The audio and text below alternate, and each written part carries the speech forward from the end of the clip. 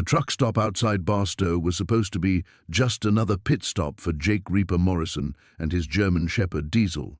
But when Diesel planted his paws and refused to budge from beside a beat-up semi, Jake knew something was wrong. The dog had that look, the same one he'd worn in Afghanistan when he'd detected IEDs that saved Jake's entire unit. Jake tugged gently on the leash, his Harley idling nearby, chrome gleaming under the harsh fluorescent lights of the truck stop. "Come on, boy, need to hit the road before dawn." But Diesel wasn't having it. The dog's ears were pinned back, a low whine escaping his throat as he stared at the trailer of the Peterbilt, parked in the shadows between two other rigs. The trucker was nowhere to be seen, probably inside grabbing coffee and whatever passed for food at this godforsaken place. Jake had stopped here countless times during his runs between chapters, moving product and keeping his mouth shut. The Hells Angels didn't pay him to ask questions, and that's exactly how he liked it. Questions led to complications, and complications led to the kind of trouble that could get a man buried in the desert. But Diesel's behavior triggered something deep in Jake's gut, a familiar twist he hadn't felt since his last patrol in Kandahar. The dog had saved his life more than once overseas, and Jake had learned to trust that canine intuition above everything else, including his own judgment. He secured his bike and approached the truck, boots crunching on gravel and broken glass. The California desert air was still cool at this hour, but sweat beaded on his forehead beneath his bandana. Up close, he could see the truck's license plate was obscured by mud, and the dot numbers had been painted over. Red flags if you knew what to look for. Diesel circled the trailer's rear, pawing at the ground and whimpering. Jake checked the perimeter, still no sign of the driver. The truck stop's other occupants minded their own business, heads down, eyes averted. Smart people. Jake wasn't feeling particularly smart as he moved closer to investigate. The trailer's rear doors were secured with a standard lock, but there was a gap where the tarp didn't quite meet the metal frame. He pulled out his phone's flashlight and angled it through the opening. The beam illuminated a horror that made his blood freeze. Bodies. At least a dozen people crammed into a space meant for cargo, hands zip-tied, mouths duct-taped. Men, women, children, some barely teenagers. Their eyes reflected the light like trapped animals. Among them, a young girl with dark hair caught his attention. She couldn't have been more than 16, wearing a torn dress that might have been yellow once. Her eyes were wide with terror, but also something else, hope. She'd seen his light, knew someone was out there. Jake's hands shook as he lowered the phone. This wasn't product trafficking, this was human trafficking, the kind of operation that moved people like cattle, selling them to whoever paid the highest price. He'd heard whispers about such things in club meetings, but seeing it firsthand was different. This was real. These people were going to disappear, and no one would ever know what happened to them. His first instinct was to call 911, but his hand hesitated over the phone. The Hells Angels had strict rules about involving law enforcement. Snitches didn't just get kicked out, they got dead. The club was his family now, the only family he had left after the army had chewed him up and spit him out. His brothers had given him purpose when the VA hospitals and therapy sessions had failed. But as he looked back at that girl's face, another memory surfaced. Kabul, 2009. A village raid where they'd found children chained in a basement while their captors counted American dollars. He'd been the one to cut them loose that day, had carried a boy no older than 10 to the medevac helicopter. The kid had looked at him the same way this girl was looking at him now, like he was the difference between life and death. Diesel nudged his leg, bringing him back to the present. The dog was staring at him with those intelligent brown eyes, as if asking what they were going to do. Jake had spent 3 years running from responsibility, from the weight of other people's lives in his hands, but some burdens follow you no matter how far or fast you ride. He heard footsteps on gravel and turned to see a heavy-set man in a trucker's cap approaching, keys jingling in his hand. The driver. Jake stepped away from the trailer, forcing his expression into neutral territory. The man nodded at him, just 2 guys in a truck stop, nothing unusual. "Nice dog," the trucker said, climbing into his cab. Jake managed a grunt in response, watching as the engine turned over and the trailer began to move. Those people, that girl, disappearing into the night while he stood there doing nothing. The truck's tail lights grew smaller, but Jake could still see that girl's face in his mind. The fluorescent lights of the truck stop cast harsh shadows across Jake's weathered face as he crouched beside Diesel, whose ears remained pinned back, a low rumble emanating from deep in his chest.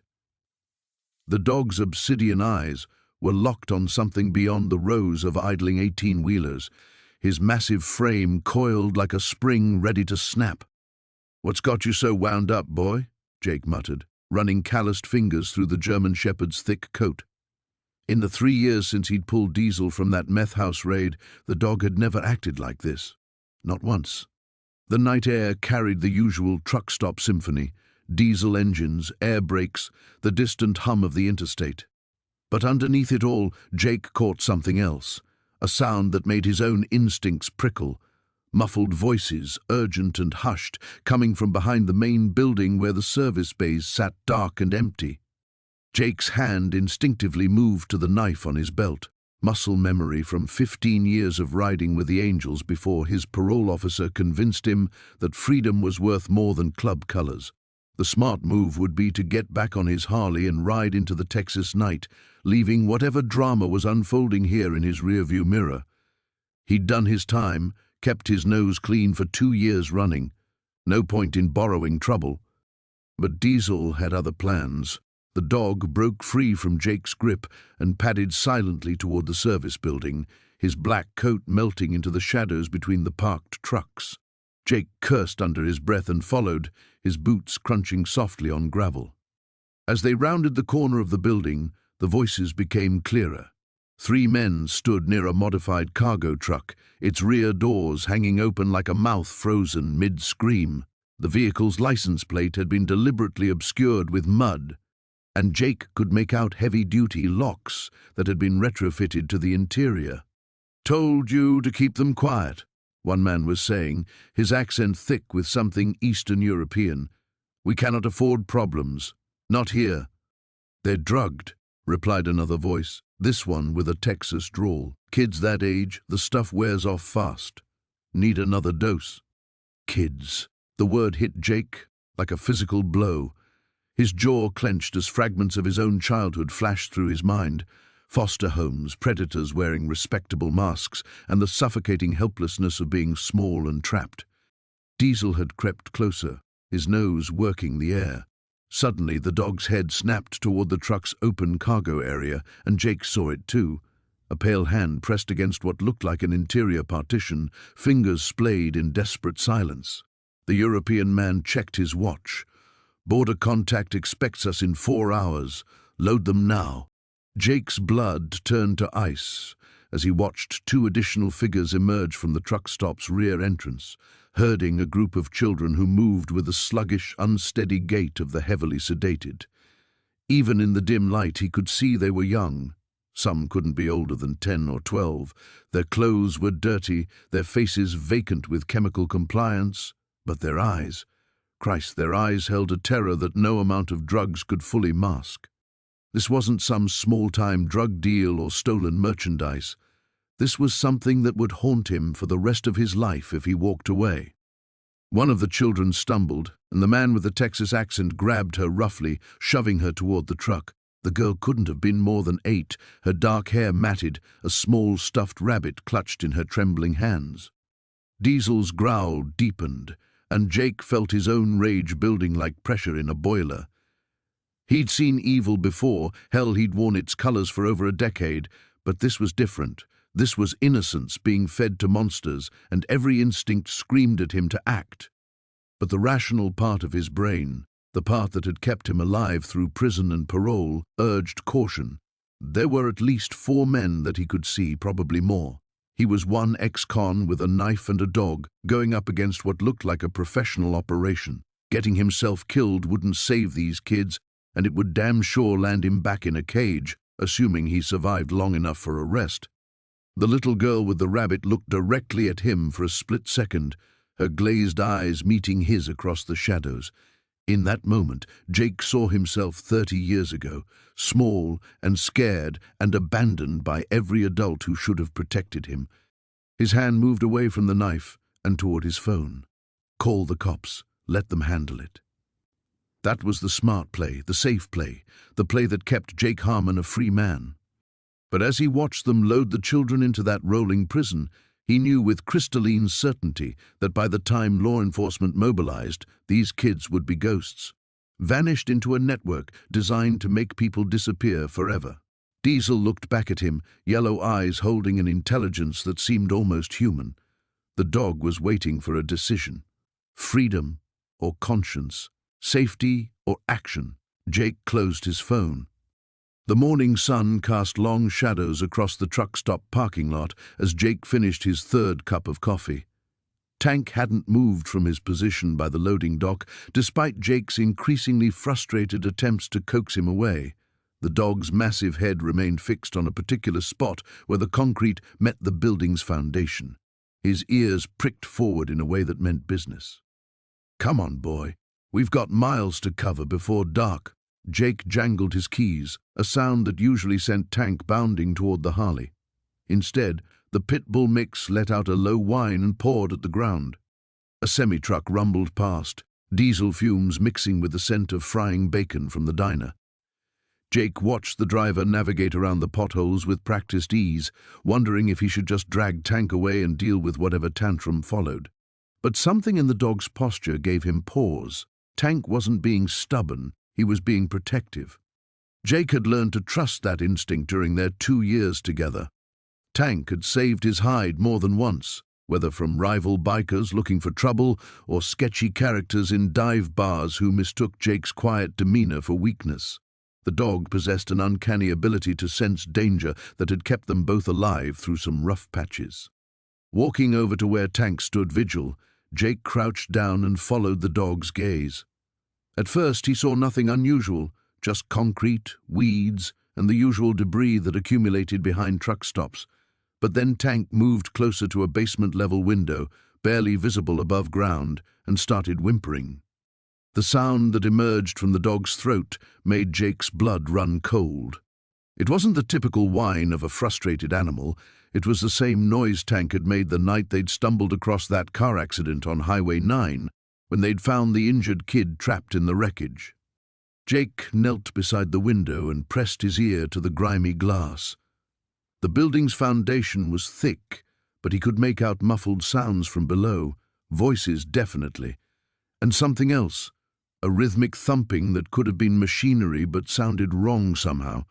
Too irregular, too desperate. "What the hell?" Jake muttered, trying to peer through the window. The glass was painted black from the inside, revealing nothing. Tank began pacing back and forth along the building's base, nose to the ground. His hackles were raised now, a clear sign of agitation. Jake had seen the dog face down men twice his size without showing this level of distress. The rational part of Jake's mind said to walk away. He'd spent the last 5 years keeping his head down, staying out of other people's problems. The parole officer in Sacramento had made it clear that any involvement in criminal activity, even as a witness, would send him straight back to San Quentin. Jake had no intention of trading his hard-won freedom for someone else's troubles. But Tank's distress was escalating. The dog had moved to another window, this one partially obscured by overgrown weeds.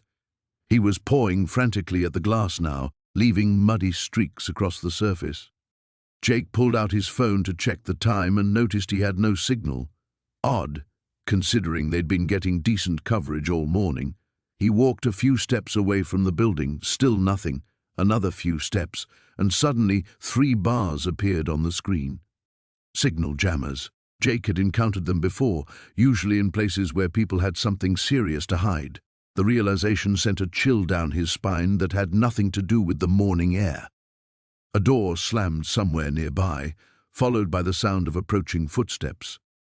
Jake quickly pocketed his phone and grabbed Tank's collar, trying to appear casual as a man in coveralls emerged from around the corner of the building.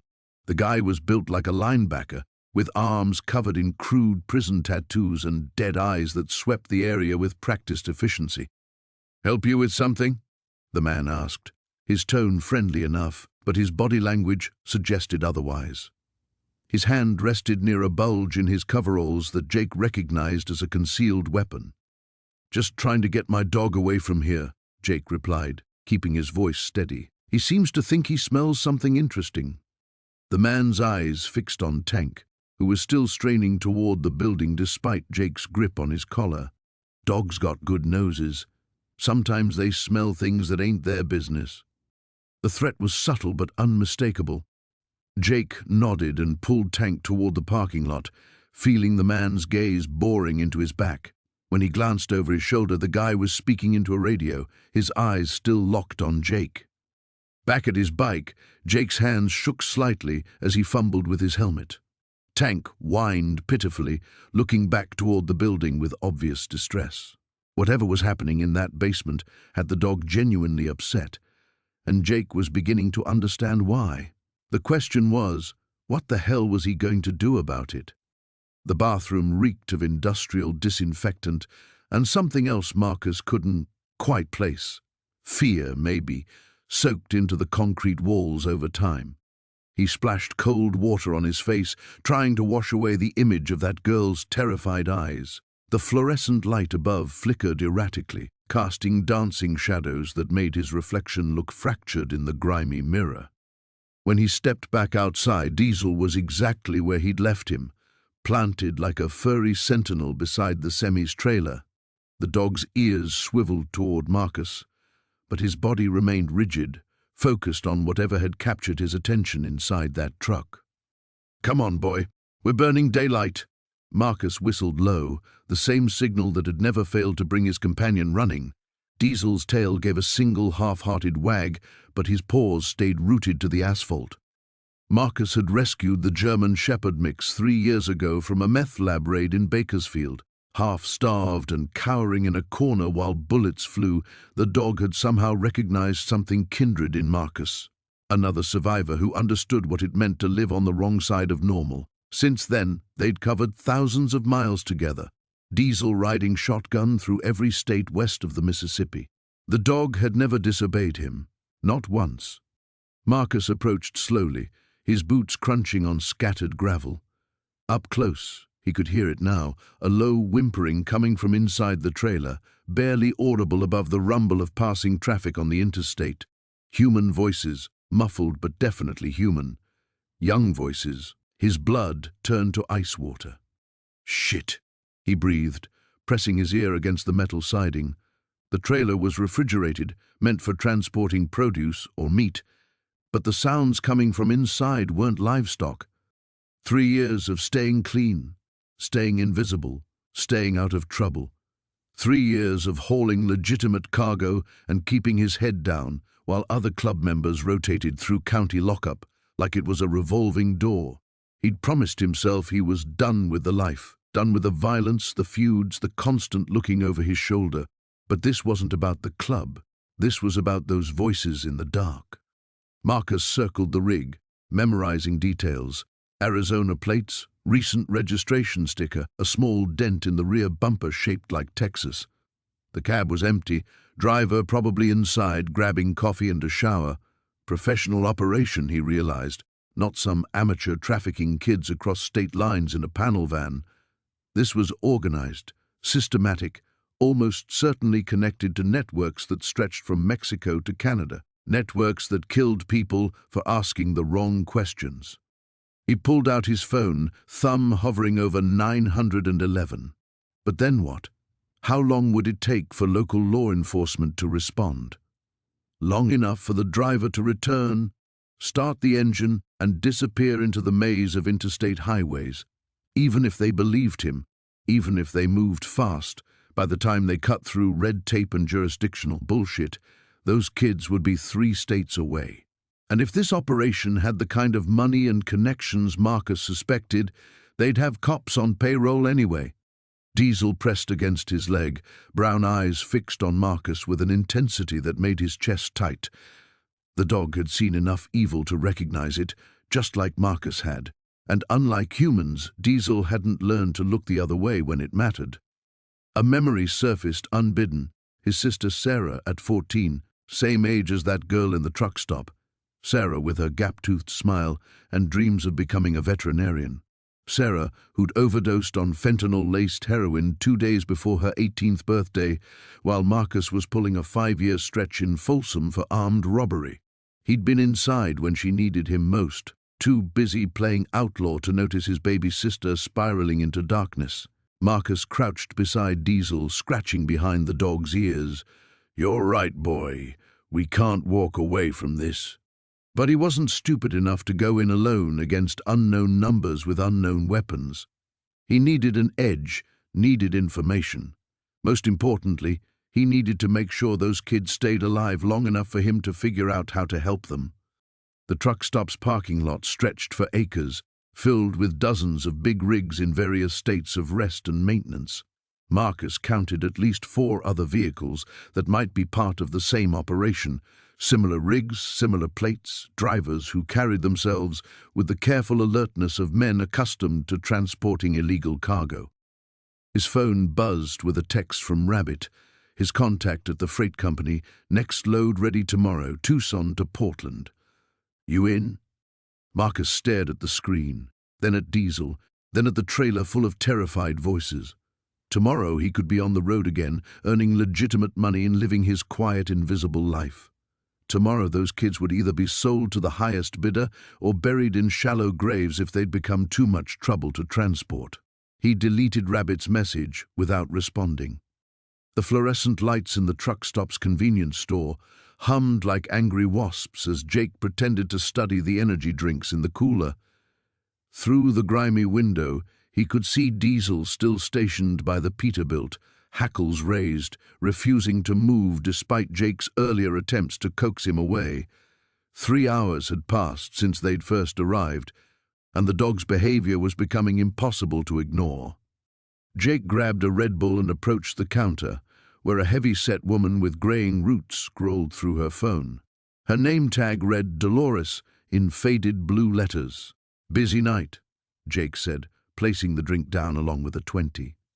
Dolores glanced up, her eyes immediately taking in his leather vest, the patches, the tattoos snaking up his forearms.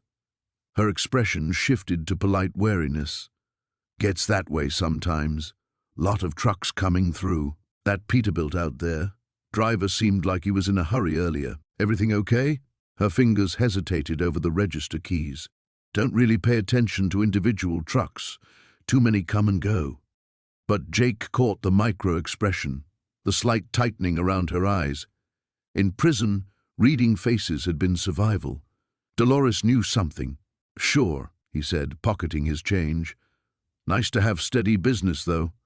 Outside, the night air carried the diesel fumes and something else, a metallic tang that reminded Jake of the prison infirmary. He lit a cigarette and walked a slow perimeter around the lot, keeping his movements casual. Diesel tracked his progress, but remained planted by the truck. The Peterbilt sat silent, but as Jake passed near the trailer's rear doors, he heard it. A muffled thump from inside, followed by what might have been a whimper. His blood went cold. Every instinct screamed at him to walk away, get back on his bike and disappear into the night. He'd paid his debt to society. He owed the world nothing. Another soft sound from the trailer made his hands clench into fists. Jake circled back toward the building, noting the security cameras mounted at each corner. One was angled wrong, its view blocked by an overflowing dumpster. He positioned himself in that blind spot and pulled out his phone, scrolling through contacts until he found Marcus Hendricks, a bounty hunter who'd done time in the same block at Folsom. "Marcus, it's Jake Torino." "Holy shit, Jake. Heard you got out. How's freedom treating you?" "Complicated. Listen, I need to ask you something hypothetical." "Shoot. If someone suspected human trafficking, what would the signs be? Hypothetically." The line went quiet for a moment. "That's some heavy hypothetical shit, brother. But trafficking ops, they usually involve secured vehicles, nervous drivers, stops at weird hours in isolated locations. Sometimes you hear movement in containers that should be carrying cargo, not people." Jake's stomach dropped. "And if someone confirmed it?" Then someone better call the FBI, not local cops. These operations got reach, money, connections. You sure this is hypothetical? Thanks, Marcus. Jake ended the call and stared at Diesel, who hadn't moved from his post. The dog's loyalty to strangers trapped in that trailer shamed him. Here was an animal willing to stand guard over people he'd never met, while Jake, who'd spent years claiming the brotherhood of the club meant everything, was calculating escape routes. He thought about Samantha's words from that morning, how she'd looked at him with something approaching hope, how she'd talked about second chances and becoming better than your past. He thought about the kids he'd mentored inside, telling them they were more than their worst moments.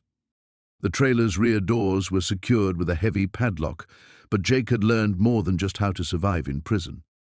Tommy Nguyen had taught him about locks before Tommy got shivved in the yard. Jake pulled out his wallet and extracted 2 thin metal strips he'd kept from his darker days. It took 40 seconds to pop the lock. The doors swung open silently, and the smell hit him first. Unwashed bodies, fear, human waste. In the dim light filtering from the parking lot, Jake could make out shapes huddled against the trailer walls. As his eyes adjusted, the shapes became people. Women, mostly young, some barely more than girls. A few men, maybe 20 souls total, packed into a space meant for cargo. They stared at him with hollow, terrified eyes. One woman near the front whispered something in Spanish, a prayer or a plea. Jake's hand shook as he held up his palms, trying to look non-threatening despite his size and appearance. "It's okay," he said quietly. "I'm going to help." But even as he spoke the words, Jake knew his life had just taken an irreversible turn. Whatever freedom waited for him down those dark highways would have to wait. Diesel had known what he'd spent 3 hours trying to deny. Sometimes you don't get to choose when heroism finds you. The dog approached the open trailer, tail wagging slightly, as if to say, "Now you understand." The Kenworth's diesel engine rumbled to life as Jake adjusted his mirrors, scanning the truck stop one final time. Diesel had been restless all morning, pacing the sleeper cab and whining softly whenever Jake tried to coax him into settling down. The dog's anxiety had become infectious, leaving Jake with an uneasy feeling that crawled up his spine like cold fingers. "Come on, boy. We've got miles to cover," Jake muttered. But Diesel remained planted by the passenger window, ears perked and focused on something beyond the glass. Jake followed his dog's gaze across the lot. The same 3 trucks sat in their spots from the night before. The blue Peterbilt, the weathered Freightliner, and the pristine white Volvo that seemed oddly out of place among the road-worn rigs. Nothing appeared different, yet Diesel's behavior suggested otherwise. A black SUV pulled into the far corner of the lot, parking beside a service building that Jake had assumed was abandoned. 2 men in expensive suits climbed out, their polished shoes and clean-shaven faces marking them as distinctly un-trucker-like. They moved with purpose toward the white Volvo, one of them checking his watch while the other scanned the area with practiced vigilance. Jake's instincts, honed by years of navigating dangerous territory, both in prison and on the streets, began firing warning signals. He'd seen enough criminal operations to recognize the choreography of something illicit unfolding. The driver's door of the white Volvo opened, and a thin man with graying temples stepped out. Even from a distance, Jake could see the tension in the man's shoulders, the way he kept glancing around nervously. This wasn't a casual meeting between friends. One of the suits handed the trucker a manila envelope. Words were exchanged, too quiet to hear over the ambient noise of the truck stop, but the body language spoke volumes. The trucker nodded repeatedly, like a man taking orders he didn't want to follow. Diesel let out a low growl, the hair along his neck standing on end. The dog had always possessed an uncanny ability to sense danger, a skill that had kept them both alive on more than one occasion. Jake trusted that instinct more than he trusted most people. "Easy, boy," Jake whispered, reaching over to scratch behind Diesel's ears while keeping his eyes on the scene unfolding across the lot. The suits returned to their SUV and drove away, leaving the trucker standing alone beside his rig. The man looked around frantically, then hurried to the back of his trailer. He fumbled with the locks, his movements jerky and nervous. When the doors swung open, Jake caught a glimpse of something that made his blood run cold. Movement. Human shapes in the darkness of the trailer's interior. The trucker quickly closed the doors and secured them, but not before Jake saw enough to understand what he was witnessing. His hands tightened on the steering wheel, knuckles turning white as memories of his own captivity flooded back, the helplessness, the fear, the certainty that no one was coming to help. He'd sworn after his release that he was done playing hero, done sticking his neck out for anyone but himself and Diesel. The world had shown him precious little mercy, and he'd learned to return the favor. Keep your head down, mind your own business, and stay free. That had been his mantra for 3 years. But watching the white Volvo prepare to pull out onto the highway with its human cargo, Jake felt something crack inside his chest. Diesel whined again, looking up at him with those knowing brown eyes that seemed to see straight through to his soul. "Damn it," Jake muttered, shifting the Kenworth into gear. He followed at a distance as the white Volvo merged onto Interstate 40, heading west.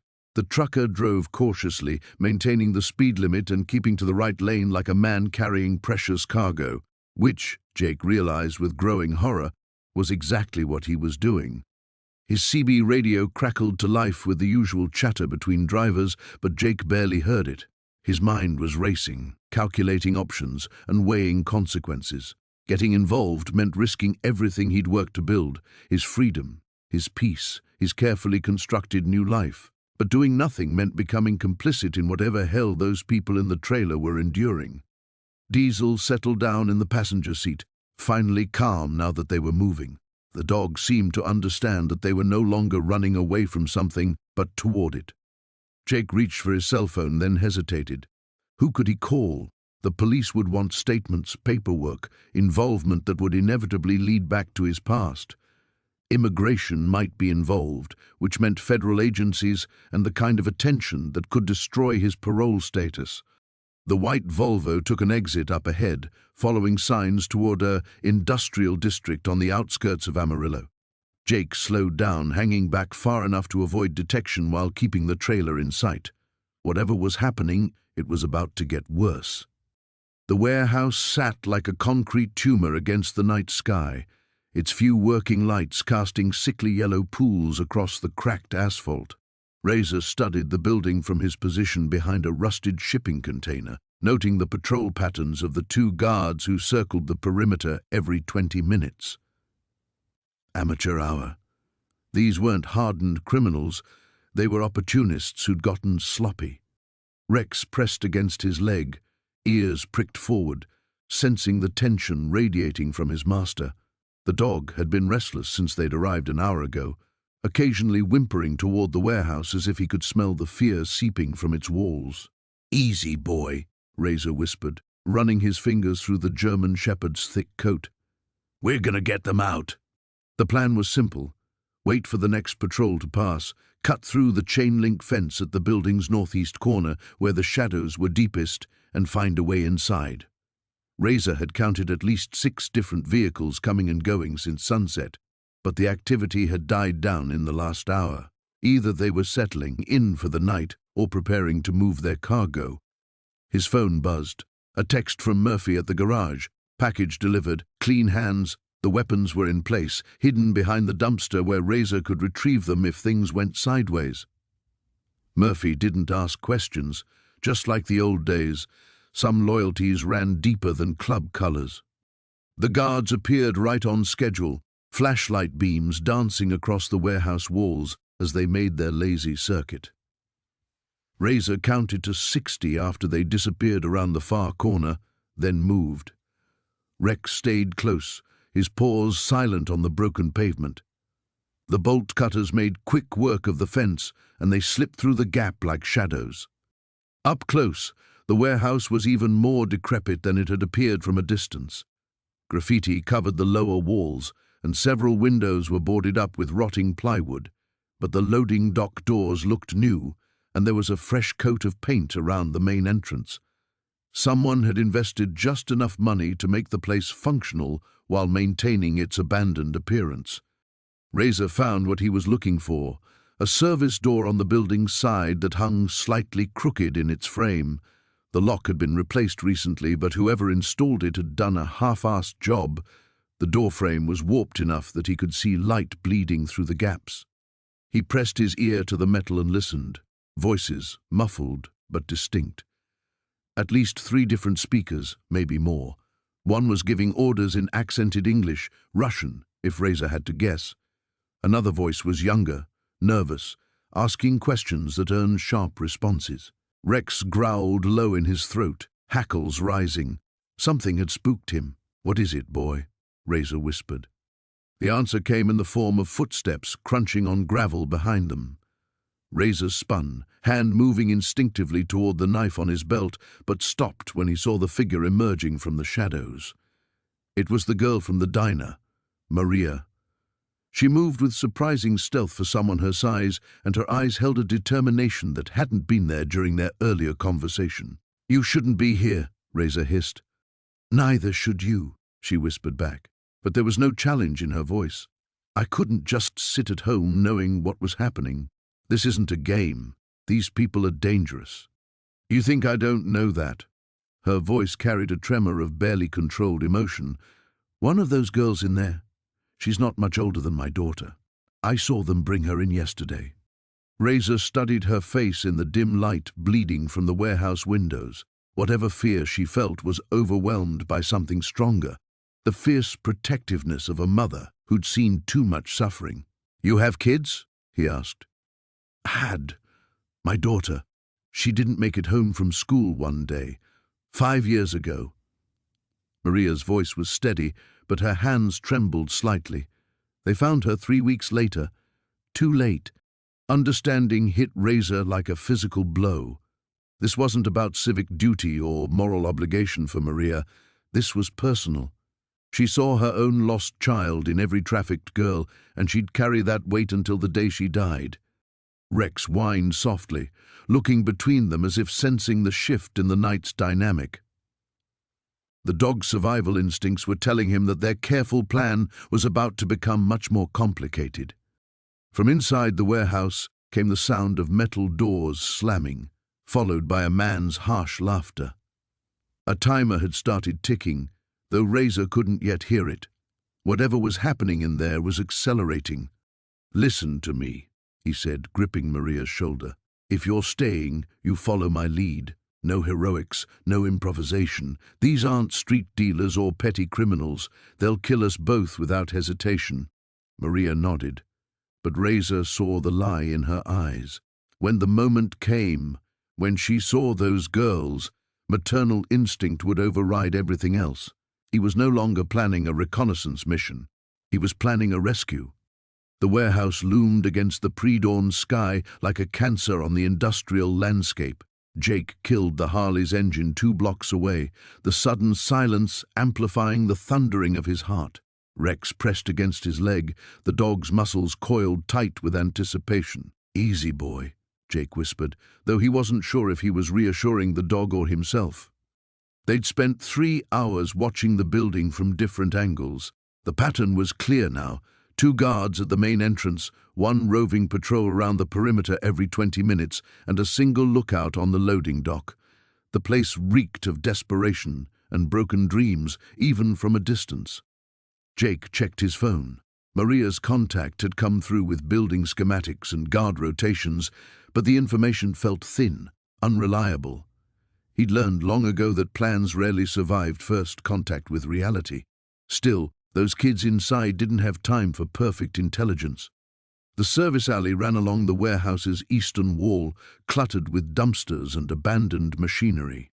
Jake moved through the shadows like a ghost, Rex padding silently beside him. Years of running from the law had taught him how to become invisible when it mattered. A rusted fire escape clung to the building's side, its lowest rung just within reach. Jake tested the metal carefully, old but solid. He looked down at Rex, knowing this was where they'd have to part ways. "Stay here, boy. Keep watch." Rex's ears flattened against his head. The dog had already lost Jake once. He wasn't eager to let him go again. "I know," Jake murmured, scratching behind Rex's ears. But I need you out here. If this goes sideways, you run. Find Maria. You understand?" The dog's intelligent eyes held his gaze for a long moment before Rex settled into a crouch behind a dumpster, positioning himself with a clear view of the alley. Jake pulled himself up the fire escape, each movement deliberate and silent. The metal groaned softly under his weight, but held. Through a grimy window on the second floor, he could see into the warehouse's main floor. What he saw made his blood freeze. Rows of makeshift cages lined the concrete floor, each one barely large enough for a person to lie down. Most were occupied, young faces pressed against the wire mesh, eyes hollow with fear and exhaustion. Jake counted at least 30 victims, maybe more in the sections he couldn't see. 2 guards walked between the cages, assault rifles slung casually across their shoulders. They moved with the bored efficiency of men who'd done this many times before. Near the loading dock, a third man sat at a folding table, focused on paperwork that Jake assumed was some kind of manifest. The window latch was corroded but functional. Jake worked it slowly, wincing at each tiny sound. The voices of the guards carried up from below, speaking in rapid Spanish. His limited understanding caught fragments. Something about a shipment arriving at dawn, new faces for the buyers. Time was running out. Jake eased through the window into what had once been an office space. Broken furniture and moldy carpet spoke of legitimate business conducted here long ago. Now it served as a watchtower over human misery. He pulled out his phone and activated the video camera, documenting everything he could see. Evidence for later, if there was a later. Then he opened his messaging app and sent coordinates to Detective Morrison with a simple message: armed trafficking operation. Send everything. A child's cry echoed from below, quickly silenced by harsh voices. Jake's hands clenched into fists. Every instinct screamed at him to charge down there, to tear those cages open with his bare hands, but that would just get everyone killed. The office overlooked a catwalk that ran the length of the warehouse. From there, he could access the electrical panel and the fire suppression system. Create chaos, give the victims a chance to escape when the cavalry arrived. Assuming the cavalry was coming. Jake had called Morrison, but trust didn't come easily to someone who'd spent most of his adult life on the wrong side of the law. Cops had their own priorities, their own politics. What if they decided the operation was too big to handle? What if they waited for federal backup that might never come? A door slammed somewhere in the building, followed by raised voices. Something was happening. A change in routine that made the guards suddenly alert. Jake pressed himself against the office wall, listening. Footsteps on metal stairs. Someone was coming up. He looked around the ruined office for options. A connecting door led deeper into the building's upper level, but it might be locked. The window he'd entered through was still open, but climbing out would leave him exposed. The footsteps grew closer, accompanied by the static crackle of a radio. Jake made his choice, moving toward the connecting door just as heavy boots entered the office behind him. He turned the handle slowly, praying it wouldn't creak. Freedom beckoned through that window, his bike and the open road just minutes away. But 30 innocent lives hung in the balance below. The warehouse district stretched out like a concrete graveyard under the pre-dawn darkness. Marcus killed the Harley's engine 2 blocks away, coasting into the shadows between abandoned buildings. His breath formed small clouds in the cold air as he surveyed the target structure, a nondescript metal building with loading docks and minimal exterior lighting. Rex padded silently beside him, the dog's ears pricked forward with alert intensity. Marcus had left the truck stop an hour ago, after memorizing every detail Rodriguez had provided. The corrupt trucker's information better be accurate, or this whole operation would go sideways fast. 3 vehicles sat in the parking lot, 2 black SUVs and a white panel van with out-of-state plates, exactly what Rodriguez had described. Marcus crouched behind a dumpster, studying the building's layout. Security cameras mounted at each corner, but their positioning left blind spots near the eastern wall. His phone buzzed with a text from Sarah, units staged at perimeter. Waiting for your signal. Marcus typed back, "Give me 20 minutes." The plan was risky but simple. Get inside, locate the victims, and provide intel for the FBI raid. Sarah had wanted more backup, but Marcus insisted on going in alone first. Too many people would increase the chances of detection, and if his presence was discovered, he could claim he was there for a drug buy. His criminal record would make that story believable. He moved through the shadows, Rex following close behind.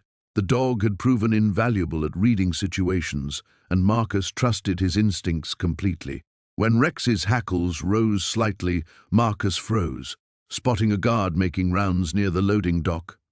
The guard was young, maybe early 20s, smoking a cigarette and checking his phone more than watching for threats. Amateur hour. Marcus waited until the guard disappeared around the building's far corner before sprinting across the open ground to the eastern wall. A service door was secured with a simple padlock, nothing that couldn't be handled with the bolt cutters he'd brought. The metal snapped with a muffled crack, and he eased the door open, listening for any sounds from within. The interior was dimly lit by emergency lighting, revealing a typical warehouse space with high ceilings and concrete floors. But the familiar scent that hit him made his stomach clench, fear, sweat, and human waste, the smell of people held against their will. Rex's nose twitched as he picked up the same odors. The dog looked up at Marcus with dark eyes that seemed to understand the gravity of what they'd found. Moving deeper into the building, Marcus heard voices coming from an office area elevated above the main floor. Through dirty windows, he could see 3 men sitting around a table playing cards and drinking beer. None appeared particularly alert. The real horror was below, in what looked like a converted storage area. Makeshift walls created small rooms, each secured with heavy locks. Through gaps in the construction, Marcus glimpsed movement. People huddled on thin mattresses, some sleeping, others staring at nothing with hollow expressions. His hands clenched into fists as memories of his own captivity surfaced unbidden. Different circumstances, but the same feeling of helplessness, of being treated like property instead of a human being. Rex nudged his leg gently, bringing him back to the present moment. They needed to get an accurate count and layout for the raid team. Moving carefully along the perimeter, Marcus counted at least 15 people in the makeshift cells. Most appeared to be young women, but he spotted several men and what looked like teenagers. The sight of kids in this situation made something dark and violent stir in his chest. His phone vibrated. A text from an unknown number. "You have something that belongs to us." Ice ran down Marcus's spine. They knew about his interference with their operation, which meant they probably knew he was here.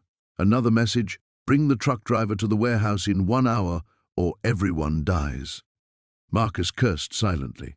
They had Rodriguez, which meant they'd tortured the information about his cooperation out of him. The FBI raid was compromised before it could begin. A new sound reached his ears. Vehicles approaching outside, multiple engines moving fast. Rex's ears flattened against his head as footsteps echoed from the office area above. The card game was breaking up, men moving with sudden purpose. "Check the perimeter," a voice called out. "Someone's been asking questions in town."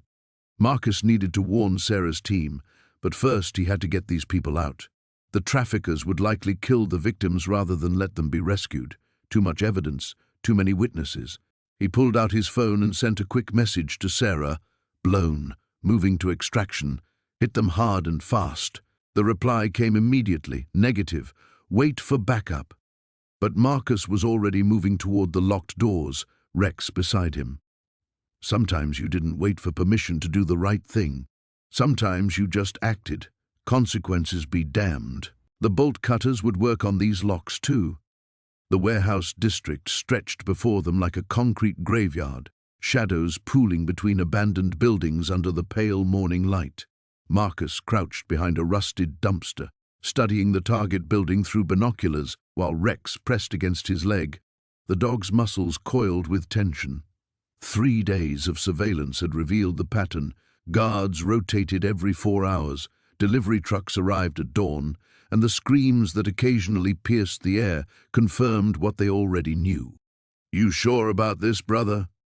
Tony's voice crackled through the earpiece, his position on the warehouse's north side giving him a clear view of the loading dock. Marcus adjusted his grip on the bolt cutters. Nothing sure anymore. The weight of the .45 beneath his jacket felt both familiar and foreign after months of trying to leave that life behind. Some habits died hard, but some evils demanded old solutions. Detective Sarah Chen's voice cut through the static. "Remember, we need evidence before we move. If we spook them without proof, they'll scatter like roaches." The plan was simple in theory, suicidal in execution. Marcus would create a distraction at the main entrance while Chen and her backup team moved through the rear. Tony would monitor communications and watch for runners. Rex, despite Marcus's attempts to leave him behind, had made it clear he wasn't sitting this one out. A black sedan pulled up to the warehouse, and Marcus recognized Viktor Kozlov stepping out, his expensive suit incongruous against the industrial decay. The Russian spoke briefly with two guards before disappearing inside. Marcus's jaw tightened. He'd seen Kozlov's handiwork before during his time with the Angels. The man treated human beings like inventory. "Targets inside," Marcus whispered into his mic. Moving to position. He made his way along the building's perimeter, Rex silent as smoke beside him. The dog had been different since the truck stop, more alert, more purposeful. It was like he understood the stakes in a way that transcended normal animal instinct. The service entrance appeared exactly where Chen's intel had indicated. Marcus tested the door handle, locked, but the frame looked old enough to yield to persuasion. He was reaching for his lockpicks when Rex suddenly froze, ears pricked forward. The dog's low growl was barely audible, but Marcus had learned to trust those warnings. Footsteps approached from inside. Marcus pressed himself against the wall as the door opened and a guard emerged, cigarette already between his lips. The man never saw the sleeper hold coming. Marcus dragged the unconscious body behind a pile of construction debris and took the guard's radio and keycard. The radio crackled with routine check-ins in accented English. Marcus waited for a lull, then keyed the mic. "Perimeter clear, Sector 7. His voice was gruff enough to pass casual inspection. Inside, the warehouse was a maze of shipping containers and makeshift partitions. The smell hit him first, unwashed bodies, fear, and something else he didn't want to identify. Rex's hackles rose as they moved deeper into the building, following the sound of muffled voices. They found the first cage in a converted storage room. 8 women, all young, all terrified. When they saw Marcus, several shrank back, but one, braver than the rest, stepped forward. "Please," she whispered in broken English, "help us." Marcus was already working on the lock when footsteps echoed in the corridor outside. He held up a finger for silence and positioned himself beside the door. Rex flattened against the opposite wall, ready to spring. 2 guards entered, speaking in rapid Russian. They seemed confused by the empty room until they spotted the open cage.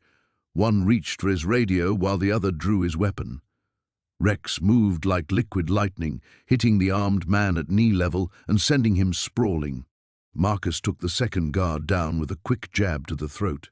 "Chen, we're blown," he spoke urgently into his mic. "Moving the packages now." "Copy that. We're 30 seconds out." The sound of gunfire erupted from somewhere deeper in the warehouse. Shouting voices echoed through the concrete corridors as the operation fell apart. Marcus herded the women toward the service entrance, Rex ranging ahead to scout for threats. They almost made it. Kozlov appeared at the far end of the corridor with 3 armed men, his face a mask of cold fury. "Mr. Steele, I presume. Your reputation precedes you, though I was told you'd retired." Marcus pushed the women behind him, calculating odds and distances. "Some things don't let you retire." "Indeed." Kozlov's smile was arctic. "Kill them all." The world exploded into chaos. Marcus dove left as bullets sparked off concrete, dragging 2 of the women with him. Rex was already moving, a snarling projectile aimed at the nearest gunman.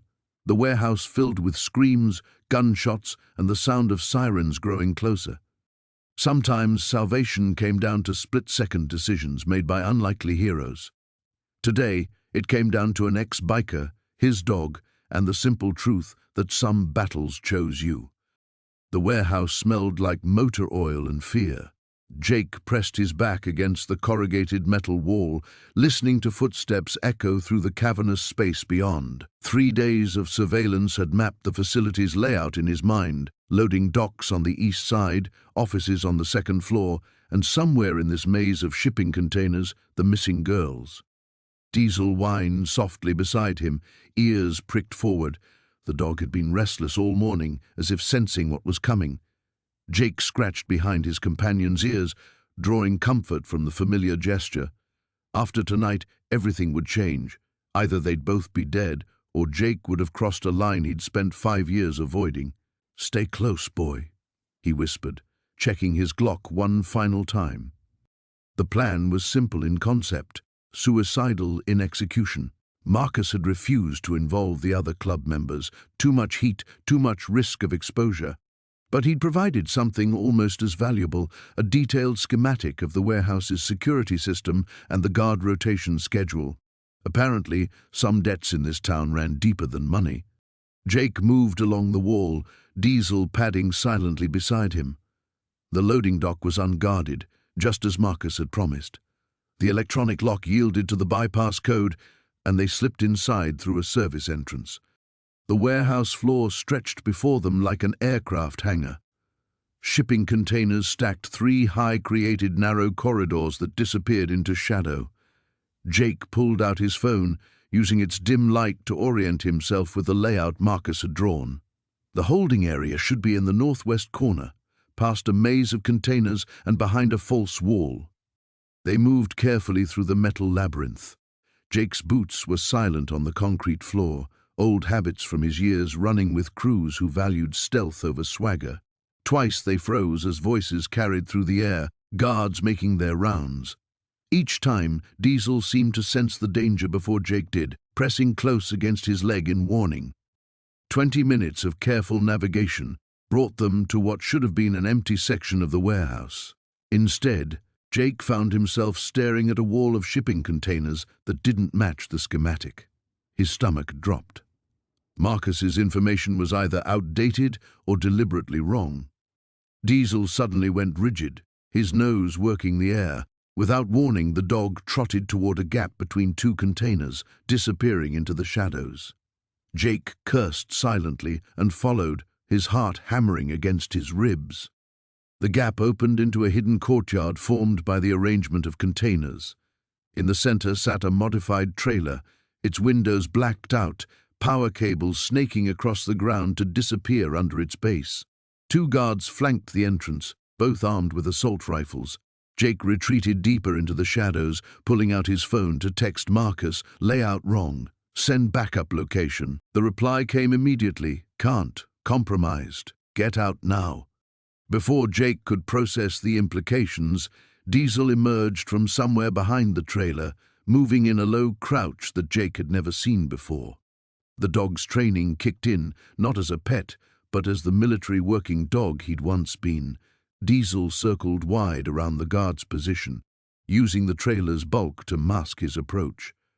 Jake watched in fascination and growing dread as his companion demonstrated skills he'd forgotten the animal possessed. Diesel reached the trailer's rear wheel well and froze, his body language screaming danger. Then Jake heard it too, muffled voices from inside the trailer, speaking in what sounded like Spanish and heavily accented English. One of the guards stepped away from his post, pulling out a cigarette. The moment his attention wavered, Diesel moved. The dog emerged from cover like a ghost, crossing 20 feet of open ground without making a sound. His teeth found the guard's wrist before the man could cry out, sending the rifle clattering across the concrete. The second guard spun toward the commotion, bringing his weapon up. Jake had no choice. He stepped from the shadows with his Glock drawn, the laser sight painting a red dot on the man's chest. "Drop it," Jake commanded, his voice carrying the authority of someone who'd given that order before. The guard hesitated, and Jake saw the calculation in his eyes, the distance to cover, the time needed to swing his rifle around. Jake had seen that look countless times in his former life. He adjusted his grip on the pistol. "Don't make me repeat myself," The rifle hit the ground with a metallic clang that echoed through the container maze. Diesel released the first guard's wrist, but remained poised to strike again. Both men stared at Jake with expressions that mixed pain, fear, and something else, recognition that they were dealing with a professional. Jake approached the trailer door, his weapon trained on the guards. From inside came new sounds, movement, whispered voices, the creak of floorboards under shifting weight. His hand found the door handle, and he realized he was about to learn whether Marcus had been telling the truth about what they'd find inside. The abandoned warehouse Jake had mentioned sat like a cancerous growth against the industrial skyline, its broken windows staring out like dead eyes. Tank crouched behind a rusted shipping container, watching the building through binoculars as dawn painted the sky in shades of dirty orange. Rebel pressed against his leg, her body tense with alertness. 3 vehicles sat outside the main entrance, 2 black SUVs and a white panel van that made his stomach turn. He'd seen too many vehicles just like it during his recon over the past week, the kind with no windows in the back and soundproofing that kept screams from escaping. His phone buzzed.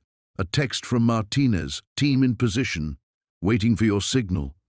Tank had called in every favor, leveraged every contact from his years running with the Angels. Martinez brought FBI backup, but Tank insisted on going in first. These traffickers were spooked animals now, likely to run or worse, eliminate evidence, human evidence, if they sensed a full raid coming. The plan was simple. Tank would create a distraction, draw the guards out, while Martinez's team moved in from the rear, clean, quick, minimal risk to the victims inside. At least, that was the hope. Movement caught his eye. A man emerged from the warehouse, assault rifle slung across his chest, cigarette dangling from his lips. Tank recognized him from Jake's description, Victor, the operations muscle, the man who'd beaten Jake's friend Maria when she tried to escape. Tank's jaw clenched.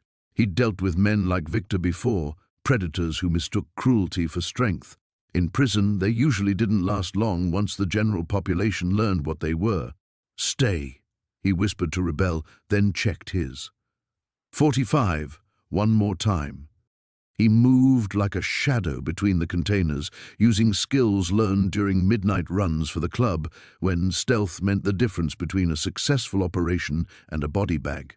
The morning air carried the stench of industrial decay and something else, fear, desperation, the smell of human suffering. Victor was halfway through his cigarette when Tank appeared behind him, gun pressed to the base of his skull. "Make a sound and you're dead," Tank growled. "How many inside?" Victor's body went rigid. "Who the hell?" Tank pressed harder, drawing blood. Wrong answer. "How many guards?" "4. 4 plus the boss." Victor's accent was thick, Eastern European. "Look, man, whatever you want. Where are the girls?" Victor's silence lasted 2 seconds before Tank's knife appeared at his throat. "Second floor, loading dockside. But you don't understand these people. They'll kill everyone before they let you." Tank's elbow connected with Victor's temple, dropping him instantly. He zip-tied the unconscious man's hands and feet, then sent the signal to Martinez. The warehouse's side door was unlocked. Arrogance or stupidity, Tank didn't care which. He slipped inside, immediately hit by the smell of unwashed bodies and industrial disinfectant used to mask worse odors. Voices echoed from somewhere above, speaking in languages he didn't recognize. He found the stairs and began climbing, each step calculated to avoid the creaks that would give him away. The voices grew clearer, 2 men arguing about transportation schedules, about merchandise that needed to be moved by noon. The second floor stretched out before him, divided by hanging plastic sheeting that created a maze of makeshift rooms. Tank moved through them systematically, his heart hammering as he saw the evidence of what had been happening here. Sleeping bags on concrete floors, chains, empty food containers that spoke of people kept like animals. Then he heard it, a soft whimper from behind the plastic at the far end of the space. Tank pushed through the sheeting and found them. 7 girls, maybe 8, huddled together in a space that might have once been an office. Ages ranging from what looked like 13 to early 20s. Their eyes held that particular emptiness he'd seen before, the look of spirits broken by unthinkable trauma. "I'm here to help," he said softly, raising his hands to show he wasn't armed. "Police are coming. You're going to be safe." One girl, maybe 16, with dark hair and bruises on her arms, looked up at him with suspicion born of experience. "You lie. They all lie." "No." Tank slowly pulled out his phone, showing her Martinez's contact. "Federal agents, real ones. I promise you." Shouts erupted from downstairs, followed by the crash of doors being kicked in. Martinez's team had moved. Tank heard running footsteps, barked commands in English and Spanish. But then came another sound that made his blood freeze, the metallic click of a rifle being chambered somewhere behind him in the plastic maze. "Well, well," a voice called out in accented English. "Looks like we have a hero." Tank turned slowly, keeping his hands visible, as a man emerged from the sheeting. Tall, thin, with cold eyes and an AK-47 pointed directly at the girls behind Tank. "You must be the one who's been causing us so much trouble." The warehouse felt like a tomb as Jake crept through the shadows, his heart hammering against his ribs. The concrete floor was cold beneath his boots, and every sound seemed amplified in the cavernous space. Somewhere in this maze of shipping containers and stacked crates, innocent people were being held like cargo. Diesel had led them here with the determination of a bloodhound, his powerful nose tracking scents invisible to human senses. Now the dog moved beside Jake like a ghost, his massive frame somehow silent despite his size. The animal's instincts had proven sharper than any police investigation, and Jake found himself grateful for the four-legged partner he'd never asked for. The distant murmur of voices drew them deeper into the warehouse. Jake's hand instinctively moved to the knife on his belt, old habits from a life he'd tried to leave behind. He'd sworn off violence when he walked away from the club, but some skills never fully rust. Tonight he might need every one of them. A shipping container sat apart from the others, its doors slightly ajar. Diesel's ears pricked forward, a low whine escaping his throat. Jake placed a calming hand on the dog's head, feeling the animal's muscles coiled like springs. Whatever was in that container had Diesel's full attention. Jake approached cautiously, pressing his ear to the metal wall. The sound that reached him made his blood run cold, quiet sobbing, barely audible through the steel. Children's voices speaking in hushed, frightened tones, languages he couldn't identify mixed with broken English, creating a symphony of despair that cut through him like a blade. He eased the container door open just enough to peer inside. The sight nearly dropped him to his knees. Dozens of people huddled in the cramped space, women, children, some barely teenagers. Their eyes reflected years of fear and hopelessness, the kind of damage that went bone deep. When they saw his silhouette in the doorway, they shrank back instinctively. "It's okay," Jake whispered, though he doubted any of them understood English, let alone trusted a stranger who looked like every other predator they'd encountered. "I'm here to help." Diesel pushed past him into the container, and something miraculous happened. The children didn't recoil from the massive dog. Instead, several reached out tentatively, finding comfort in the animal's gentle presence. Dogs, Jake realized, were a universal language of trust. A young girl, maybe 8 years old, spoke in rapid Spanish to an older woman who might have been her mother. The woman's eyes met Jake's, and in them he saw a flicker of desperate hope warring with learned caution. "Policia?" she whispered. Jake shook his head. He wasn't police, wasn't any kind of official hero. He was just a man with a violent past, trying to do something right for once in his life. But maybe that was enough. The sound of approaching footsteps echoed through the warehouse. Jake tensed, motioning for silence. Through the gap in the container doors, he watched 3 men walk between the stacked cargo, their voices carrying across the space. "The shipment moves tonight," one was saying. "Boss wants them loaded and out before dawn." What about the ones that are sick? Dump them. We can't afford delays. Jake's jaw clenched. These weren't people to them. They were inventory to be managed and disposed of when inconvenient. The casual cruelty in their voices reminded him of everything he'd grown to hate about his old life. The callousness that had finally driven him away from the club. He pulled out his burner phone, knowing he had to call Detective Rodriguez, had to trust that she'd keep her word about protecting him. But as he started to dial, one of the men outside laughed, a sound that made Jake's blood freeze. He knew that laugh, had heard it countless times across a poker table, during club meetings, in the aftermath of violence. The man outside wasn't just another trafficker. He was connected to Jake's past, to the life he'd fought so hard to escape. Marcus Gato Valdez stepped into view, his scarred face unmistakable even in the dim warehouse lighting. A former Hell's Angel who'd been kicked out for being too brutal even by the club's standards. Seeing him here explained everything. The sophisticated operation, the connections that kept it running, the reason local law enforcement had struggled to make progress. Gator had always been smart, always 3 steps ahead.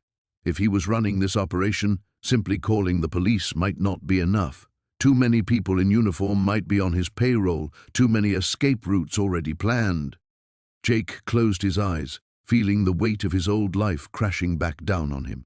He'd thought distance and time had freed him from that world, but here it was again, demanding he choose sides. Diesel's warm presence against his leg reminded him what mattered. These innocent people deserved better than being pawns in someone else's game, whatever it cost him personally, whatever bridges he had to burn or enemies he had to face. Jake knew there was only one choice he could live with. The war was coming whether he wanted it or not. The abandoned warehouse Jake had scouted sat like a concrete tomb against the pre-dawn sky, its broken windows staring blindly at the empty lot where Marcus now crouched behind a rusted shipping container. His hands trembled slightly as he checked his phone one last time. No signal from Jake's tracking device for the past hour. Either his friend was dead or the signal was being jammed. Diesel pressed against his leg, the dog's body tense with anticipation. Marcus had tried to leave him with the bike, but the German shepherd had refused, somehow understanding that this was bigger than both of them now. The dog's loyalty had started this whole nightmare, and maybe it would help end it. 3 black SUVs were parked near the warehouse's loading dock. Marcus counted at least 6 guards patrolling the perimeter, their movements suggesting military training. These weren't the usual lowlifes he'd expected. Victor's operation was more sophisticated than anyone had realized. Marcus's earpiece crackled to life. "Ghost Rider, this is Detective Morrison. We're in position on the north side, but we need more time. Our backup is still 15 minutes out." 15 minutes. Marcus closed his eyes, remembering the terrified faces of the girls he'd seen in that truck. How many more were inside that warehouse right now? How many wouldn't survive another 15 minutes of whatever hell Victor was putting them through? "Copy that," Marcus whispered back. "But I can't wait. If Jake's in there, they'll kill him the moment they spot your units." "Marcus, don't do anything stupid. We need you alive to testify." But Marcus was already moving, Diesel silent as a shadow beside him. They approached from the east side, where a section of chain-link fence had been cut open, probably by Jake during his reconnaissance. The hole was just big enough for a man and dog to slip through. Inside the warehouse, fluorescent lights cast harsh shadows between towering stacks of shipping containers. The air reeked of diesel fuel, unwashed bodies, and something else. Fear. It was a smell Marcus recognized from his own childhood, from nights when his father came home drunk and violent. The memory made his jaw clench. A muffled scream echoed from somewhere deeper in the building. Diesel's ears perked up, and Marcus felt the dog's muscles coil. They moved together through the maze of containers, Marcus's hand resting on the Glock tucked into his waistband, a weapon he'd sworn never to touch again after his last stint in prison. They found the first guard smoking near a forklift. Marcus approached from behind, wrapping his arm around the man's throat in a sleeper hold he'd learned in county lockup. The guard went limp in seconds, and Marcus zip-tied his hands with strips he'd brought from Jake's surveillance kit. The screaming was louder now, more desperate. It was coming from a modified shipping container near the center of the warehouse, one with ventilation holes drilled along the sides. Marcus's stomach turned as he realized what he was looking at, a mobile prison. Diesel suddenly stiffened, a low growl rumbling in his throat. Footsteps approached from the left, and Marcus pressed himself against a container wall just as two more guards rounded the corner. One of them was speaking Russian into a radio. "Problem with the new shipment," the guard was saying. "The big one won't cooperate. Victor wants to make an example." Marcus's blood went cold. The big one, that had to be Jake. He waited until the guards passed, then followed at a distance. They led him to a makeshift office, built into another converted container. Through a gap in the metal sheeting, Marcus could see inside. Jake was zip-tied to a chair, his face bloody but his eyes still defiant. Victor stood in front of him, holding a cattle prod. "Last chance, my friend," Victor was saying. "Tell me who sent you, and I make it quick. Stay silent, and I let my men have some fun first." Jake spat blood. "Go to hell." Victor smiled and raised the cattle prod. Marcus didn't think. He just moved. He kicked in the container's door and dove through the opening as Victor spun around. The cattle prod caught Marcus in the ribs, sending electricity screaming through his nervous system, but he managed to tackle Victor to the ground. They rolled across the floor, fighting for control of the weapon. Victor was stronger than he looked, and the electrical shock had left Marcus's muscles spasming. The Russian gained the upper hand, raising the prod toward Marcus's face.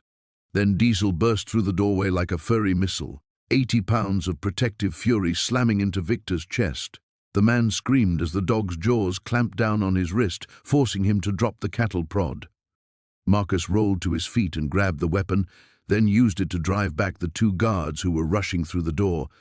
"Call your backup now," he shouted to Jake. "This place is about to get very hot." Jake was already working on his zip ties with a hidden blade. Already did. Morrison's moving in. Outside, Marcus could hear engines roaring and shouted commands. The cavalry had arrived, but the real fight was just beginning. The abandoned warehouse loomed against the pre-dawn sky like a concrete tomb.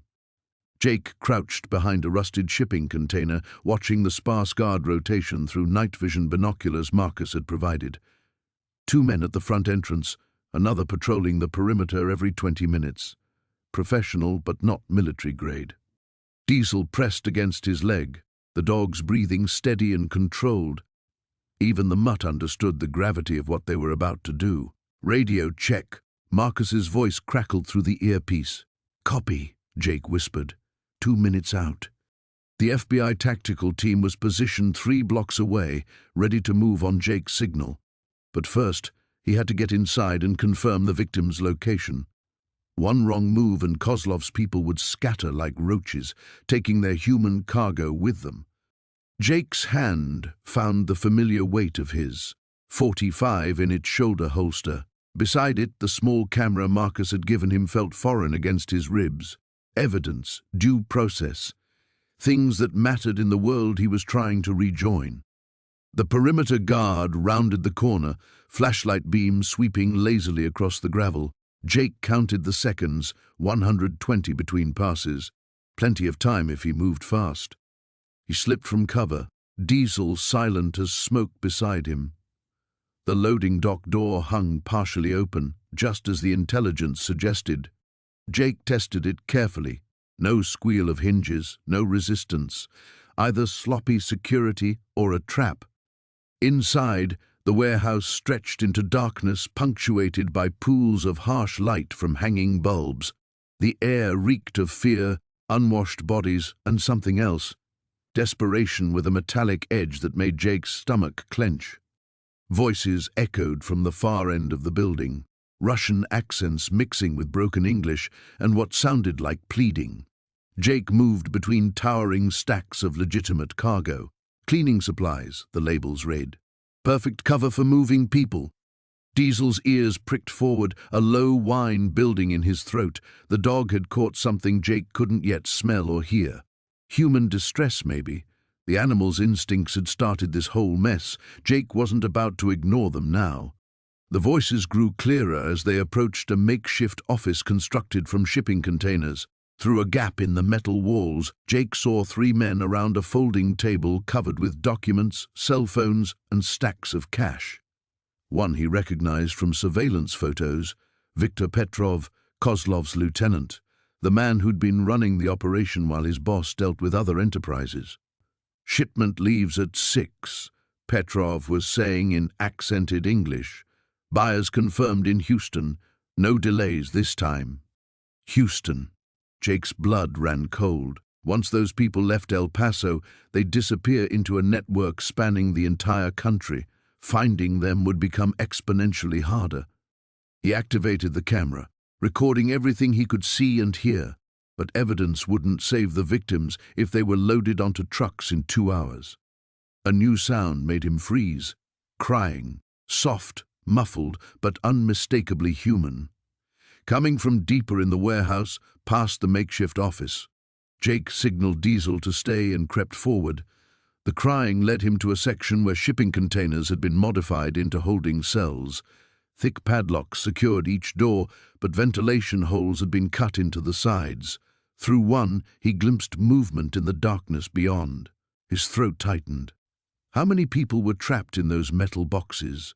How long had they been there? The smart play was to back off now, call in Marcus and let the professionals handle it.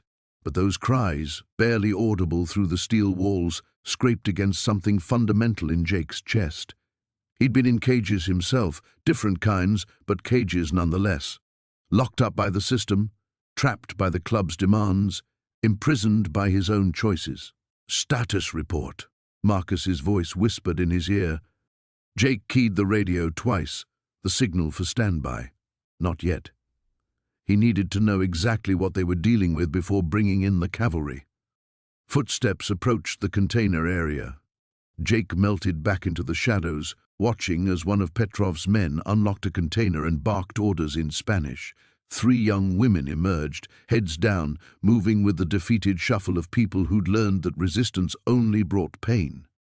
The rage that filled Jake's chest was different from anything he'd felt during his Hell's Angels days. This wasn't about territory or respect or proving anything. This was about fundamental human decency, something he'd thought beaten out of him years ago. The guard herded the women toward the office area, probably for final preparations before transport. Jake counted the containers, 8 total, and if each held multiple victims, he'd seen enough. More than enough. Jake keyed his radio. Tango down. Multiple containers. Estimate 20 to 30 victims. Moving for extraction now. Negative, Marcus responded immediately. Wait for backup. But Jake was already moving, Diesel materializing beside him like the dog had read his mind. Sometimes you couldn't wait for backup. Sometimes you had to choose between safety and doing what was right, and Jake had spent too many years choosing safety. The warehouse erupted into chaos as Jake's gunshot echoed through the cavernous space. Victor's men scattered like roaches, some diving for cover behind shipping containers, others rushing toward the exits. The hostages screamed, their voices mixing with the sharp crack of gunfire that followed. Jake rolled behind a concrete pillar as bullets chipped away at the edges, sending fragments of cement flying. His shoulder burned where one round had grazed him, warm blood seeping through his leather jacket. Across the warehouse, he could see Marcus and 2 other angels pressed against a loading dock, returning fire at the shadows moving between the containers. "Tank!" Jake shouted over the gunfire. "Find the kids!" The massive dog needed no further instruction. Tank bolted toward the far end of the warehouse where Jake had spotted the smaller figures huddled against the wall. His powerful frame weaved between the chaos with surprising agility, instinct driving him toward those who needed protection most. Victor's voice boomed from somewhere in the maze of containers. "You stupid Americans, you have no idea what you've walked into. This is bigger than your small minds can comprehend." Jake ignored the taunts, focusing on the tactical situation. His years in prison had taught him patience, and his time with the angels had honed his survival instincts. He counted muzzle flashes, tracking positions. 7, maybe 8 shooters. The odds weren't good, but they'd faced worse. A young woman's cry cut through the gunfire. One of the hostages had broken free from the group and was running blindly toward the center of the warehouse, directly into the crossfire. Jake watched in horror as 2 of Victor's men turned their weapons toward her. Without thinking, he broke from cover, sprinting across open ground. The world slowed to crystalline clarity. The terrified expression on the girl's face, the muzzle flashes lighting up the darkness, the acrid smell of gunpowder mixing with motor oil and fear. He tackled her to the ground just as bullets whined overhead, both of them sliding behind an overturned forklift. "Stay down," he gasped, covering her trembling form with his body. She couldn't have been more than 16, with dark hair matted against her tear-streaked face. Her eyes held a haunting emptiness that Jake recognized from his own reflection during his darkest days. But beneath the trauma, he saw something else, a flicker of hope that hadn't been completely extinguished. "The others," she whispered in accented English. "Please, help the others." Jake nodded grimly. This was why they were here, not for revenge, not for glory, but for kids like this one who deserved a chance at the life that had been stolen from them. Tank's bark echoed from the far corner, followed by a man's scream. Jake smiled grimly. His 4-legged partner had found his targets. "Marcus!" Jake called out. "Northwest corner. Tank's got something." "Copy that." Marcus's voice carried over the diminishing gunfire. "Santos, Rodriguez, with me." The sound of motorcycle engines suddenly filled the air outside the warehouse. Jake's heart sank for a moment before he recognized the distinctive rumble of Harley-Davidson's reinforcements. The rest of the chapter had arrived. Victor must have heard it too, because his commands became increasingly frantic. "Dmitri, get to the trucks, we leave now." Jake knew they had minutes, maybe less, before Victor and his remaining men would try to escape with whatever hostages they could grab. He looked down at the girl beneath him. "What's your name?" "Maria," she whispered. "Maria, I'm Jake. In about 30 seconds, some very loud, very scary-looking bikers are going to come through those doors. They're the good guys, okay? When you see them, you run to them and tell them Jake sent you." She nodded, understanding flickering in her eyes. The warehouse doors exploded inward as 8 Harleys roared into the space, their riders laying down suppressing fire. Jake used the distraction to move, leading Maria toward the group of hostages who were now being shepherded to safety by Tank and 2 angels. As he ran, he spotted Victor near the loading dock, dragging a young boy toward a waiting truck. The Russian's face was a mask of rage and desperation, his expensive suit torn and dirty. Their eyes met across the warehouse, and Jake saw the moment Victor made his decision.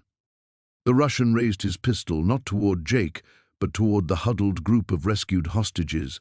His message was clear: if he couldn't have them, no one could. Jake's world narrowed to a single point of focus. His hand moved to the Glock at his waist, muscle memory from 1,000 hours of practice taking over. Time seemed suspended as he raised the weapon, Victor's finger tightening on his own trigger. The choice Victor had forced upon him crystallized with perfect clarity. Jake had spent years running from his past, from responsibility, from connection. But some lines couldn't be uncrossed. Some choices defined who you really were. He squeezed the trigger. The warehouse erupted into chaos as Jake's Harley roared through the loading dock doors. Sparks flew from the concrete as he laid the bike down, using it as cover while bullets shattered the air above him. Diesel had already vanished into the maze of shipping containers, his dark form moving like a shadow between the towering metal walls. "Federal agents, drop your weapons!" Marcus's voice boomed from somewhere behind the stacked crates, but the gunfire only intensified. Jake rolled behind a forklift, his stolen pistol feeling foreign in his hands. This wasn't his world anymore. He'd left the violence behind when he walked away from the club. But the terrified faces of those girls haunted him, and there was no turning back now. A figure rounded the corner, assault rifle raised. Jake fired twice, center mass, and the man dropped. No hesitation, no remorse. Some skills never left you. Jake, north side! Marcus's shout carried over the gunfire. Through the industrial lighting, Jake could see movement near a row of refrigerated trucks, more victims being moved, or were Kozlov's men trying to escape with their human cargo? He sprinted across the open space, using concrete pillars for cover. A muzzle flash erupted from his left, and he felt the bullet burn past his ear. Too close. He dove behind a shipping container just as automatic fire chewed up the ground where he'd been standing. Diesel's savage bark echoed from deeper in the warehouse, followed by a man's scream. The dog had found his own target. Jake peered around the container's edge and saw 3 men herding a group of women toward the back exit. Even in the dim light, he could see the chains, the terror on their faces. His jaw clenched. These bastards weren't walking away. He flanked wide, using the container rows as concealment. The exit was maybe 50 yards away, but it might as well have been 50 miles with that much open ground to cover. He needed a distraction. The warehouse's electrical panel was mounted on the wall to his right. Jake put 3 rounds into it, and the lights died instantly. Emergency lighting kicked in, casting everything in an eerie red glow. In the confusion, he moved. The first trafficker never saw him coming. Jake's knife found his kidney before the man could turn around. The second spun toward the sound, and Jake's gun spoke twice. The third man, the one Jake recognized as Kozlov's lieutenant from the truck stop, grabbed one of the girls and pressed his pistol to her head. "Back off, biker, back off, or she dies." The girl couldn't have been more than 16. Dark hair, wide eyes filled with terror that reminded Jake of his sister Sarah before the cancer took her, before he'd lost everything that mattered. "Let her go," Jake said, his voice deadly calm. "This is between us. You ruined everything. Years of work." The lieutenant's accent was thick Russian. Spittle flew from his lips as he raged. "You know what we do to people who cost us money?" Jake kept his gun trained on the man, but there was no shot. The girl was too close, the angle all wrong. One wrong move and she'd die. "I know exactly what you do," Jake said, taking a slow step forward. "I've seen your work. But here's what you don't understand. I got nothing left to lose." The lieutenant's eyes flicked nervously between Jake and the shadows around them. "Stay back, I'll kill her." A low growl came from the darkness behind the trafficker. Diesel emerged like a nightmare, lips pulled back to reveal gleaming fangs. The man's head snapped around at the sound, and in that instant of distraction, Jake moved. His tackle sent all 3 of them crashing to the ground. The gun skittered away across the concrete. Jake rolled, came up on top, and his fists did the talking. The lieutenant fought back, but 20 years of bar fights and street violence had taught Jake lessons this punk had never learned. When it was over, Jake knelt beside the girl, his hands shaking as adrenaline faded. "You're safe now," he whispered. "It's over." But even as the words left his mouth, he knew they weren't true. Sirens wailed in the distance, backup finally arriving. Soon this place would be crawling with cops, and Jake would have to answer for everything. His prints were on weapons, bodies were stacking up, and his past would come flooding back under their investigation. Marcus appeared from the shadows, his tactical vest torn, blood on his face but alive. "We got most of them," he said.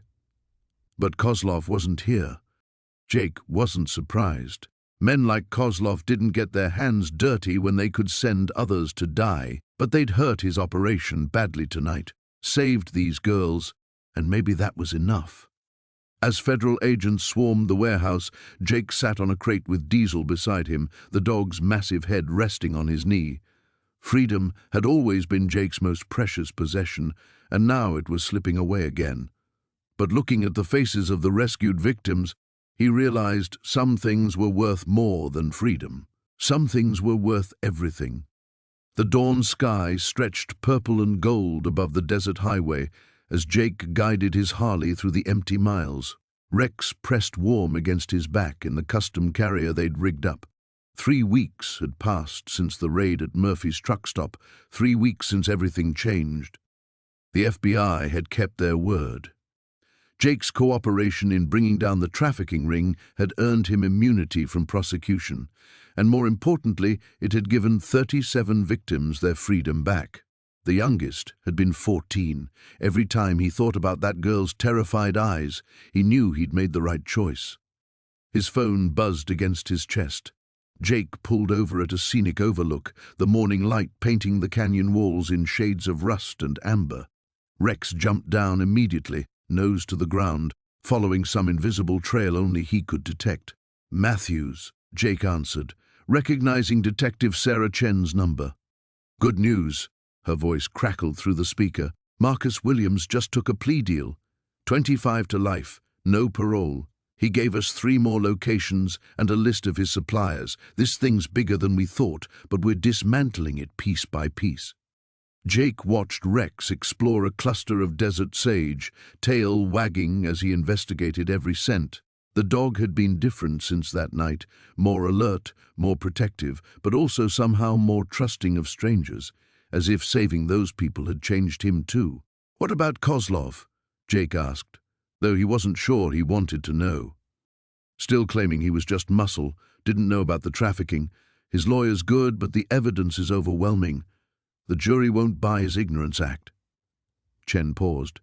"How are you holding up out there?" Jake looked out over the vast expanse of desert, feeling something he hadn't experienced in years. Peace. Taking it one day at a time. Rex and I were figuring things out. The Bureau meant what they said about the consulting work. "If you ever want to help us identify other operations, there's a place for you. Your insights into criminal organizations could save more lives." After they hung up, Jake sat on a boulder and watched Rex chase a lizard through the rocks. The dog's joy was infectious, pure, and uncomplicated. They'd both found something at that truck stop, a purpose neither of them had been looking for. His phone buzzed again. This time it was Tommy Snake Morrison, his old VP from the Serpents.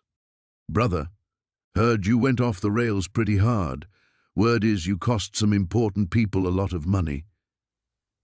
Snake's voice carried that familiar edge of threat wrapped in brotherhood. "I did what needed doing," Jake replied, his hand instinctively moving to the .45 concealed under his jacket. "Club's not happy. Jake Kozlov had friends, protection agreements. You broke the code." Jake stood, scanning the horizon. Old habits died hard, and right now those habits were screaming danger. "I'm not Club anymore, Snake. Haven't been for months. Once serpents, always serpents. You know that. Boys are riding out to have a conversation with you about proper respect and loyalty." The line went dead. Jake whistled sharply, and Rex bounded back immediately, sensing the change in his master's tension. They'd found him somehow, probably through the phone. He should have ditched it weeks ago. Jake packed quickly, his mind already calculating routes and safe spots. The irony wasn't lost on him. He'd traded one kind of running for another. But this time felt different. This time he wasn't running from his past crimes, he was running toward something better. As they climbed back onto the bike, Rex settled against him with complete trust. The dog had shown him that sometimes you had to stand and fight even when the odds were impossible, especially then. Jake gunned the engine and pulled back onto the highway, but instead of continuing west, he turned around. Running wouldn't solve this. The serpents would keep coming, keep threatening anyone who helped him. There was only one way to end it permanently. His phone rang one more time. Jake smiled grimly as he answered without looking at the caller ID. "Detective Chen? It's Matthews again. I want to take you up on that consulting offer. But first I need to tell you about a motorcycle club that's been running drugs and protection rackets across 3 states. I can give you everything. Names, locations, financial records, the whole operation." Rex barked once, sharp and approving, as they roared toward the sunrise. Sometimes the most unlikely heroes had to burn their old world down completely before they could build something worth saving. Jake had spent his life taking orders from men who preyed on the weak. Now it was time to give some orders of his own. The road stretched ahead, no longer an escape route, but a path toward justice. Behind them, The past was already disappearing in the motorcycle's dust, and ahead lay the hardest ride of Jake's life, and the most important one.